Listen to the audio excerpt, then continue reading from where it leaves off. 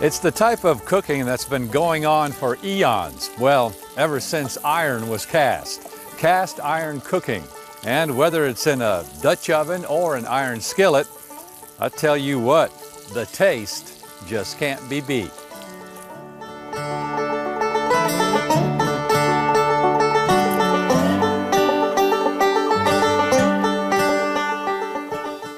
At the Dogwood Hills Guest Farm near Harriet, folks from all over who swear by this method of cooking gather annually in early November for the big cast iron cook-off.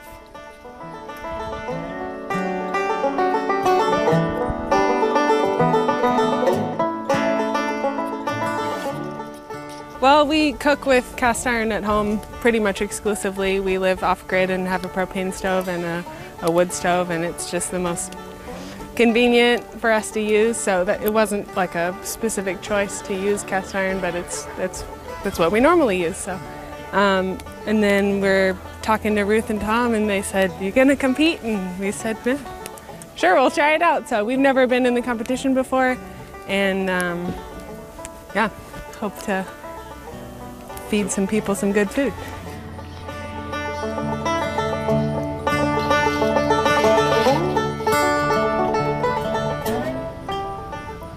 I work with a program called Rural Rangers, and it's a scouting program through Assemblies of God, and we teach them to camp, we teach them skills, Bible classes, all kinds of different. This is part of that. So I like to eat. People like my cooking, so this is the best way of both worlds, you know, and I've been doing this in Arkansas now for almost 20 years, and I enjoy cooking. I enjoy the whole process. You know, obviously, Dutch oven cooking has a long history and heritage both in our country and in Puerto Rico, where I'm from. What I have here is a stack up of Dutch ovens, and the bottom is a pork roast. I have a bean. Pot of beans. I have white rice. I have in this one is a green beans casserole. I'll be making some desserts. We're going to be making some handmade tortillas here as well. I'm going to use that big pan right there and make some potato, onions, and sausage. And even though this is a big competition, my goal is to feed everybody more than compete. So that's usually how I set up my camp style. Now you can't beat the taste of this kind of cooking, right? No sir, no sir. This has one of the best tasting foods is out here, yes sir. It makes a difference. The taste of cooking with charcoal, fire, outside, the process is different. I tell people, don't be afraid of cooking in the Dutch oven. Don't be afraid of cooking outside. The flavor is amazing, and you can only do it outside. You know, so I enjoy it.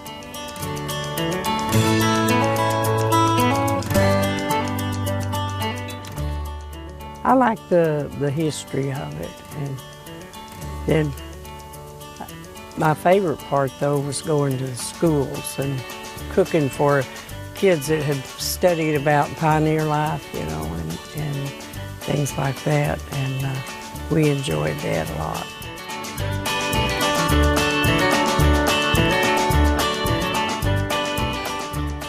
With the cast iron, part of the beauty is you don't really have to wash it out too much. Just scrape it out, wipe it out. Each time you cook it, it sterilizes it all, and add the flavors. Sometimes you get interesting combos.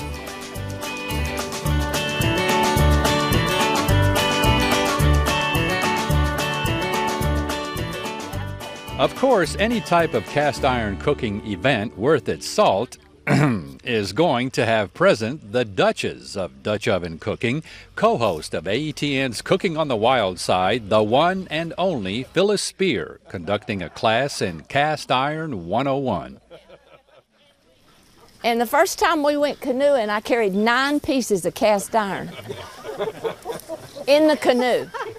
We're just like barely out of the water, you know. And Sam, years later had to have hernia surgery, and he still blames me for that.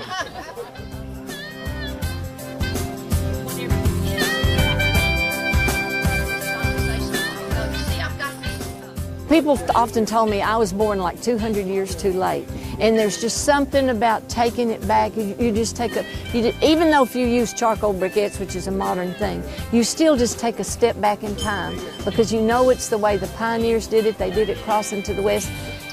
It's just, there's just a romance about it. Plus the food tasted larrapin, just larrapin. Here you go, love it.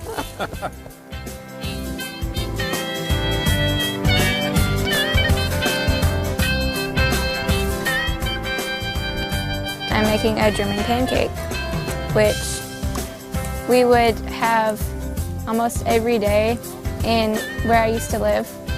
So it was pretty much something that was a childhood memory.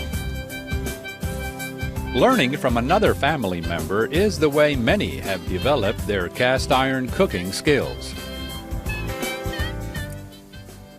I started this with my grandmother, actually my Oma. We got a lot of German and Scott Welsh in the family, so everybody, was used to cooking the old ways. And that's where I started picking up the cast iron with. I was helping my grandmother because she needed help with the heavier ones. But I love it. It's easy, it's quick, it's clean, it's fun.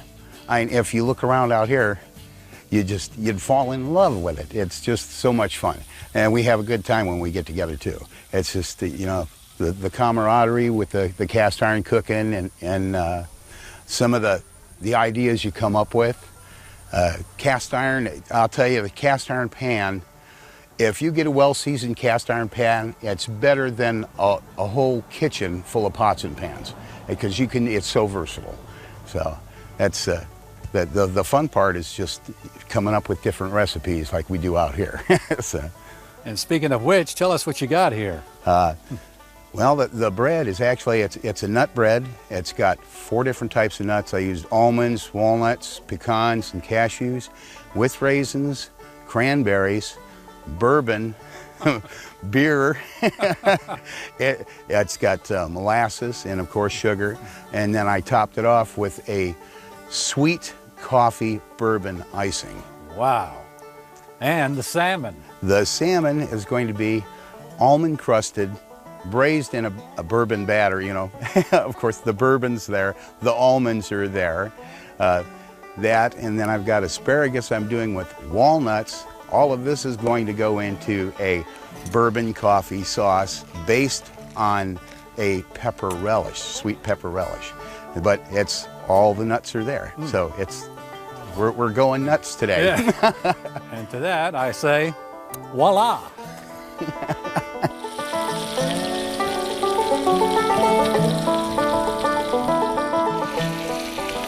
Oh, I love that. Nice golden brown.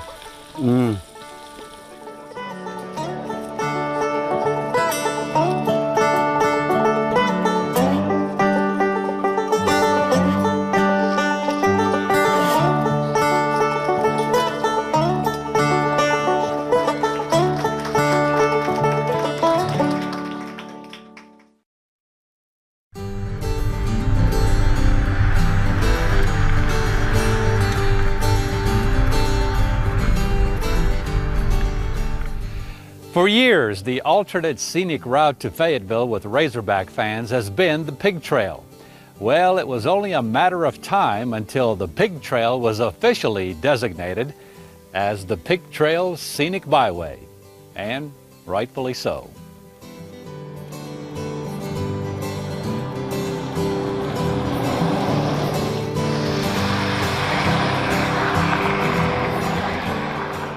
The Pig Trail Scenic Byway has been referred to as quite possibly the most scenic stretch of road in Arkansas. It extends for 19 miles along Highway 23 north of Ozark from the south border of the Ozark National Forest to the intersection with Highway 16 at Brashears.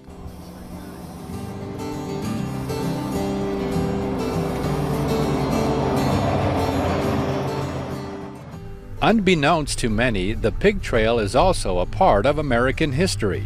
The route was used by both the Union and Confederacy during the Civil War.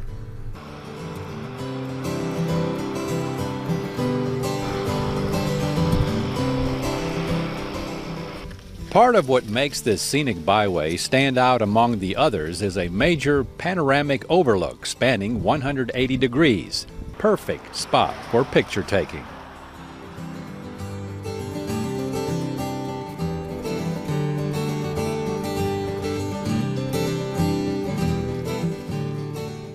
The Pig Trail Scenic Byway crosses the Mulberry River at the location of the Turner Bend General Store and River Outfitter.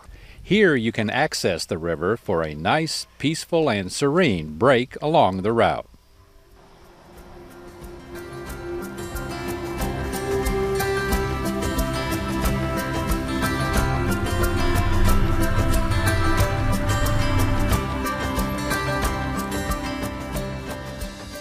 About 5 miles north of Cass is access to the Ozark Highlands Trail with a nice-sized parking area across the byway.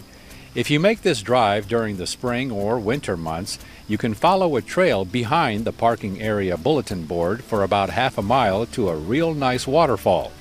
So make the drive for yourself along the famous Pig Trail Scenic Byway. Any time of the year is a good time, but granted, autumn may be just a little bit more exceptional.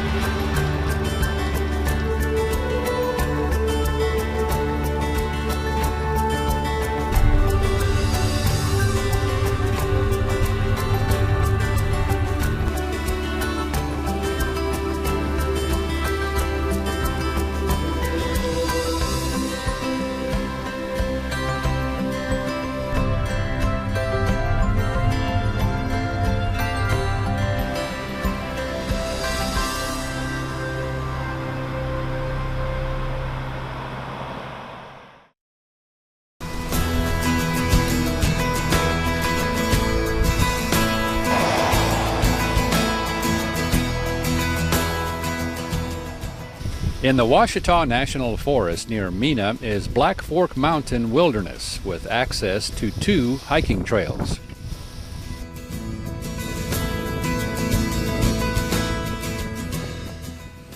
At the trailhead, if you make a right, you'll be on the Ouachita Trail, and to the left is the Black Fork Trail, which is actually part of an old 1800s trail road that wound its way to the top of Black Fork Mountain.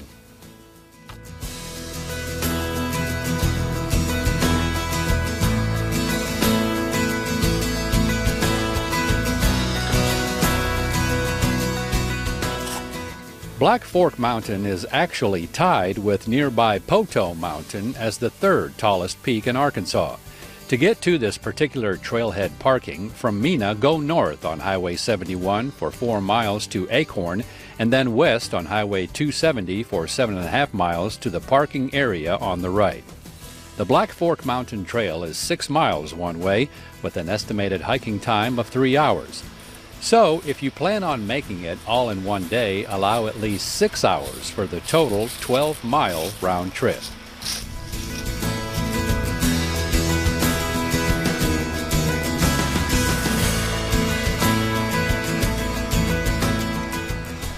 Black Fork Mountain Wilderness was officially designated as a national wilderness in 1984. A stone marker commemorates the late Senator Dale Bumpers for his outstanding contribution to wilderness in Arkansas.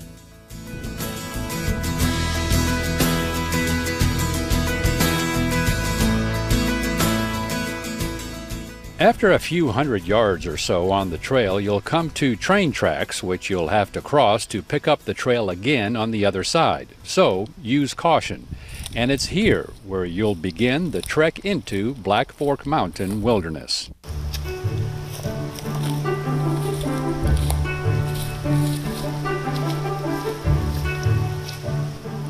The Black Fork Mountain Trail offers scenic beauty, solitude, and inspiration.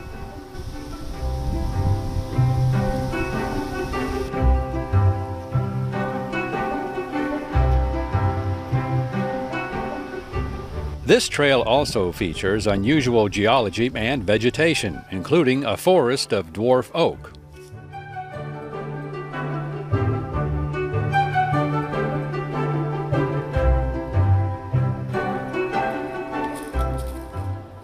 The trail traverses historic sites from the late 1800s when pioneers settled to about 1940.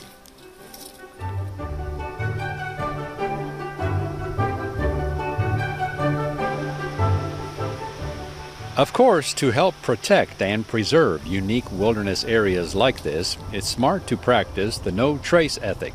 Pack it in and pack it out.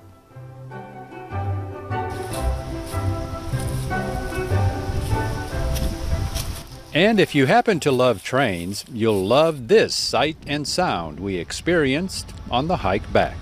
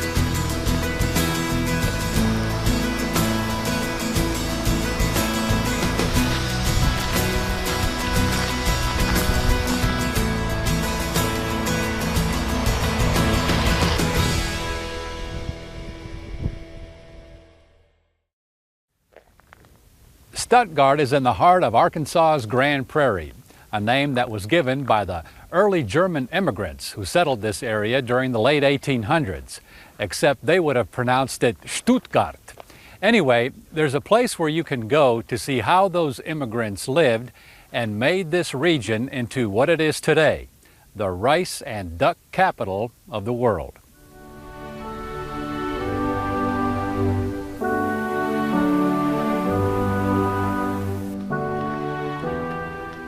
Preserving the heritage of the Grand Prairie is the Museum of the Arkansas Grand Prairie.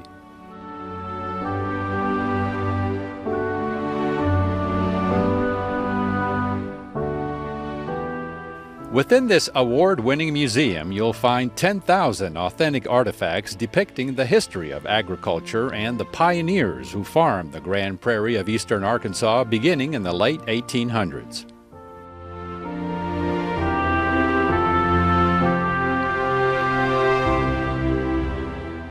All the artifacts were donated by descendants of the pioneers, many of whom still farm their forefathers' land.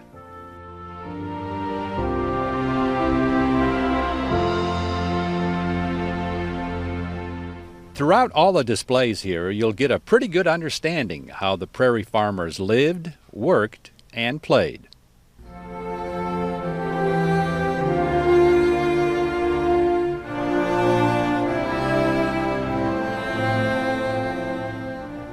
There's even a scaled-down, authentic reproduction of actual stores and businesses of early Stuttgart, which you can stroll through, check out, and go back in time.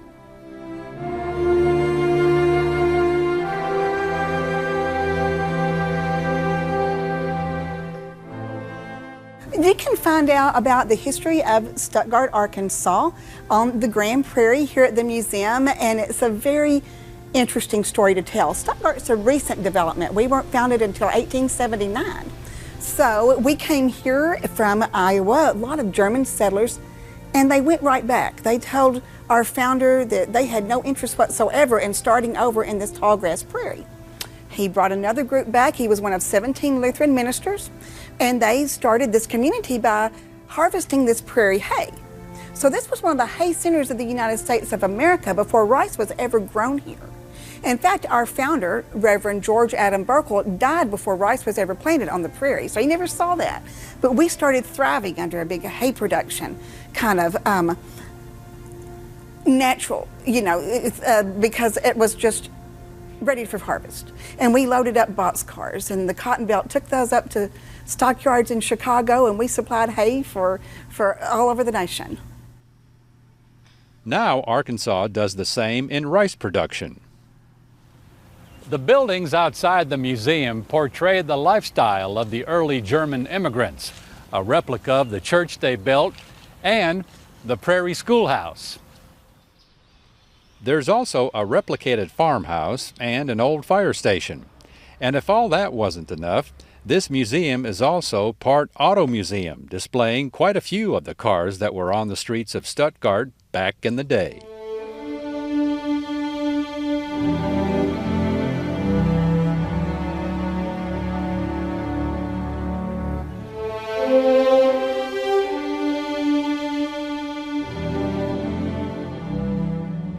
But wait, there's still more. In the waterfowl wing, you can experience the sights and sounds of an early morning duck hunt, along with quite an extensive duck call and decoy collection, even ancient Native American duck effigies, plus all the shotguns that won waterfowl country. And my favorite, the original workbench and lathe of the father of handcrafted duck calls, Chick Major, who made his world-famous Dixie Mallard calls. Everyone who visits here does have a favorite, including the employees, who can get quite excited about it. 1917 Avery tractor. Every day I see this, but every day it makes me really happy. And I feel strong. You know, you can just feel the residual power of this gorgeous radiator with this holding pan under here where the water will cool and go back down. You can see how the water was recirculated through that system there, because it's like a skeleton of this machine. It's the bones of the machine just right here for us to see and experience, and I think it's a wonderful machine. It ran on gasoline or kerosene, and you don't get tired of seeing this. But my eyes are opened so much by what visitors respond to. And I'll revisit an exhibit or something that we're trying to share in a new way when I appreciate it in the eyes of our visitors. And it's not just the farm implements, the farm machinery, it's the way of life was back on the prairie back in those days here. Oh yes, the urban environment also, the merchants. We talk about the Stuttgart business history, and we talk about the history of waterfowling here and how important that is to our community. And we're growing an ag aviation exhibit, and we're very excited about expanding what we can talk to people about as far as the aviation history of Stuttgart, Arkansas. So look forward to that. Now all you need is a crop duster on the grounds. And we might be able to make that happen one day. Excellent. High hopes.